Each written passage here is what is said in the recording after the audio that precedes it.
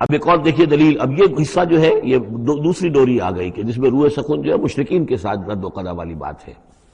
وما كنت تتلو من قبله من کتاب، ارے نبی آپ تو اس سے پہلے، اس قرآن کے آپ پر نازل ہونے سے پہلے آپ کوئی کتاب پڑھتے ہی نہیں تھے، آپ دنیاوی اعتبار سے پڑھے ہوئے آدمی ہیں ہی نہیں،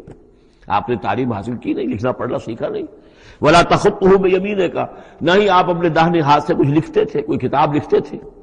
نہ پڑھتے تھے نہ لکھتے تھے۔ اذا لارتاب المبطلون، تو اس شکل میں تو ان کو جو اس کو باطل قرار دے رہے ہیں یہ لوگ جو جھوٹے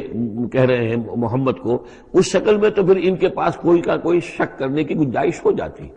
کہ یہ بڑا لکھنے پڑھنے والے آدمی تھے، مشق کرتے کرتے بہت اچھی چیزیں بھی لکھنے لگے ہیں، اب ان کی زبان جو ہے منج گئی ہے، قلم جو ہے وہ منج گیا ہے، لہذا اب قرآن جیسی شے بھی تصنیف کر لی انہوں نے۔ اگر پہلے سے یہ عمل ہوتا، لیکن تم تو جانتے ہو کہ ہمارے اس نبی محمد نے صلی اللہ علیہ وسلم انہوں نے تو کبھی لکھنا پڑھنا سیکھا ہی نہیں۔